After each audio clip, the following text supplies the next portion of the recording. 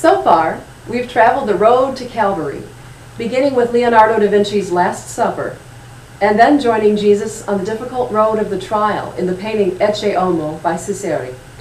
This stark road leads us to the darkest hour of Jesus' life, the Crucifixion.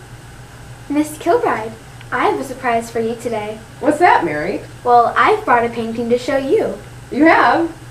Yes, I wanted to share a special painting of the Crucifixion that I saw in person at the Art Institute of Chicago. Oh, this is exciting. You know I'm from Chicago, right? Yeah. Well, I wonder if the painting you're going to share is the same one that I've been enjoying all my life. Well, this painting is the Crucifixion, and it was painted by Francisco de Zurburan in 1627. Oh, yes, I love this painting. Tell me how you saw it, Mary. Well, last summer I went to the Chicago Institute of Arts, and I remember walking down a hallway and finding a room full of religious paintings. Okay. And on one wall, the amazing painting of the Crucifixion. I remember this painting. When you see it in person, it actually has an arched top because it was originally displayed behind the altar at a church. And it's life-size. It is. Mm-hmm. I can't wait to find all the hidden symbols in this painting with you. Well, let's begin with looking at the painting as a whole. What are your impressions, Mary? Well, it's very dark. Yes, it is. Some of that has to do with the amount of black in the painting. You see, an artist uses shadows to create a sense of drama, kind of like an actor on a stage. While Zurburan is definitely putting his Christ center stage for us.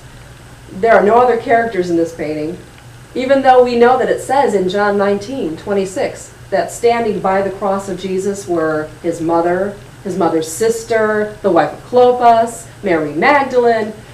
This artist wants us to focus in on the sole figure of Jesus Christ on the cross. But doesn't the Bible say that Jesus was crucified at noon? But it certainly doesn't look like it's noon in this painting. That's true. It kind of seems like it's the middle of the night, right? Yeah, it does. In John's Gospel, he uses the words light and dark symbolically. Whenever good things happen, he says they happened in the light. But whenever there's confusion or evil, he says, and it was dark, or and it was night. Mm-hmm. So, could you give me an example? Well, sure. Remember when Judas betrayed Jesus in John 13:30? As soon as Judas had taken the bread, he went out, and it was night.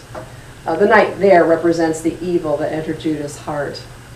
In John 3:1, now there was a Pharisee, a man named Nicodemus, a member of the Jewish council. He came to Jesus at night. And the night there represents both Nicodemus' fear of his fellow Jews, but also his ignorance of who Jesus was. So the artist is playing up John's use of dark and light. Yes. When an artist uses a lot of dark, he's creating a mystery around the central figure. You need to use your imagination to fill in the dark spaces around Jesus.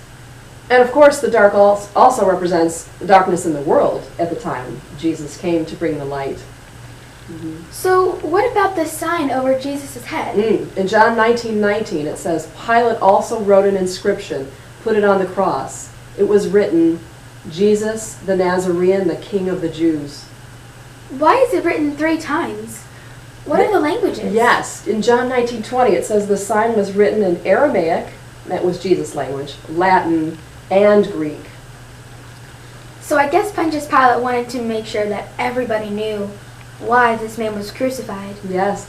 In fact, the custom at the time was to write an inscription or even hang the items on the cross for which the criminal was found guilty. Ultimately, the excuse Rome made for crucifying Jesus was Jesus saying that he was a king. That was considered treason. Well, what does treason mean? Attempting to overthrow the government, in this case, Rome. So, Miss Kilbride, do you know what the little scrap of paper on the bottom of the cross is? No, I don't remember, actually. Well, the artist's signature and the date are on that piece of paper. Oh, yes, that's right. Now, just to wrap up, let's picture this painting hanging behind the altar in a Catholic church. You would come in, and as you look at the altar, that represents Calvary. Then you see Jesus crucified. Then at the consecration, when the priest lifts up the bread, You see Jesus lifted up on the cross. I'll definitely picture this next time I go to Mass. Yes, me too. And this is a great example of an artist using his talents to glorify God. He really helped those people coming to church to remember the most important part. Jesus gave up his life for us and comes back to us every time we celebrate the Eucharist. Miss Kilbride, thank you for helping us walk a little closer to Jesus and to Calvary. You're welcome, Mary.